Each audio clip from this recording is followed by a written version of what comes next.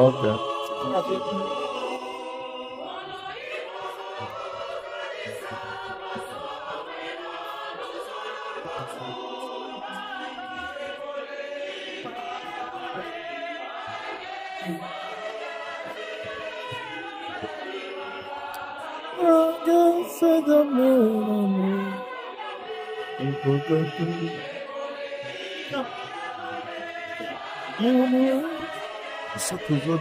Tozoteya papa abongwa. Tozotola ye te, tozofinga ye te, tozotuka ye te. Mais papa po tozoteya ye po abongwa. Akota lingomba kala, misaleli na ye eza ya bandimi te. Baye nyonso misaleli na bango eza ya bandimi te, tokobanda koteya bango jusqu'à ce que bakobongwana. Parce que kozala kimbangiste eza kolata uniforme te. Kozala kimbangiste ezali kozala na relation na bana ya bapapa te to na bakoko ya bapapa te. Kozala kimbangiste ezali kozala na relation na bapapa te, mais kozala kimbangiste ezali kotambola ndenge oyo bapapa balakisaki biso bapapa bazelaki biso. Donc yango ezali baraison ezopuse biso toteya banganga nzambe, toteya bapapa po toteya bato ebele babalenda teya papa na biso mpe batrasi toteya bango po mingi tokokutana nango ezali tala oyo aza kotala ngai di wana alobi analyste spirituel alingi lisusu aloba ni mais oui tokoteya ata papa trasi tokoteya ye bo yokanisi trasi aoti kutu kokoma mondimi kala te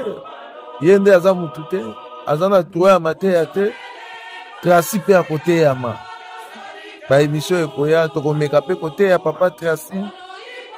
tozali koteya bapapa po tozali koteya babalenda boni toteya papa trasi te tozali koteya bango nyonso oyo nyonso azali na bizaleli contraire ya doctrine na biso akoteyama. Donc azali kotala nga alobi tala journaliste oyo azali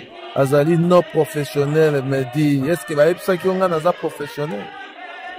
bayebisaki yo nga naza professionnel nga nazali analyste spirituel. Donc émission oyo nzambe na ba angelo balandaka est-ce que yo ozali angelo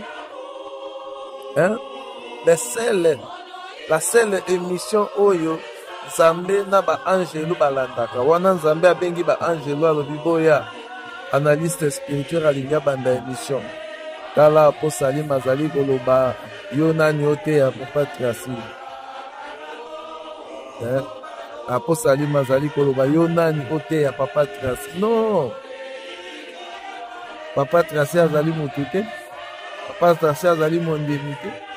papa trasi azali libanga papa trasi asalaka mabe te fanda yo apo salima azali koloba ozali professionnel te yo ozali journaliste bayebisi yo nga nazali journaliste professionnel nga nazali journaliste professionnel te nga nazali analyste spirituel la seule personne oyo asalaka émission nzambe abengi ba angelu na ye boya tofanda tolanda émission émission oyo nzambe alandaka na ba angelu na ye. Est-ce que yo ozali angelu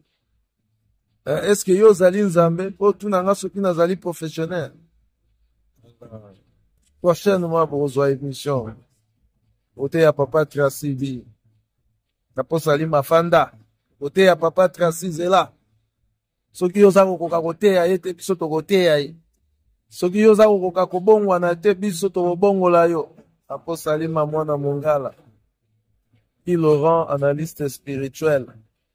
la seule personne à salaka émission nzambe na ba angelu balandaka yo zali angelu yo zali nzambe. Semaine prochaine émission papa trasi oteya ye parce que azali mwana na biso azali leki na biso azali papa na biso tokoteya ye kaka na ba oyo biso tokutanaka nango nde tokoteyela kambo na moto te sans frontières émission des analyses spirituelles nzambe na ba angelo balandaka yo olandaka yango ozali angelo fanda ngedi